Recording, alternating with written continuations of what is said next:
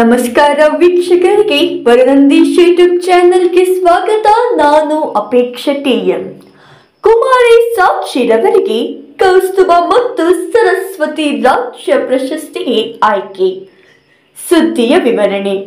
ಬೆಂಗಳೂರು ನಗರದ ನಿವಾಸಿಯಾಗಿರುವ ಕುಮಾರಿ ಸಾಕ್ಷಿ ಮಧು ಬೈಮನ ಇವರು ಶ್ರೀ ಮಧು ಮತ್ತು ಶ್ರೀ ಬಬಿತಾ ತೋರಗ್ರಾಮ ವಿರಾಜಪೇಟೆ ಕೊಡಗು ಜಿಲ್ಲೆಯವರಾಗಿದ್ದು, ಬೆಂಗಳೂರು ನಗರದ ಅಗಸ್ತ್ಯ ವಿದ್ಯಾನಿಕೇತನ್ ನಾಗರಬಾವಿ ಡಿ ಗ್ರೂಪ್ ಬೆಂಗಳೂರು ಶಾಲೆಯಲ್ಲಿ 10ನೇ ತರಗತಿ ವ್ಯಾಸಂಗ ಮಾಡಿ ಕನ್ನಡದಲ್ಲಿ 100 ಅಂಕಗಳನ್ನು ತೆಗೆದುಕೊಂಡು 675ಕ್ಕೆ ಒಟ್ಟು 613 ಅಂಕಗಳನ್ನು ಪಡೆದುಕೊಂಡು ಶಾಲೆಗೆ ಹಾಗೂ ತಂದೆ ತಾಯಿಗೆ ಕೀರ್ತಿ ತಂದಿರುತ್ತಾಳೆ.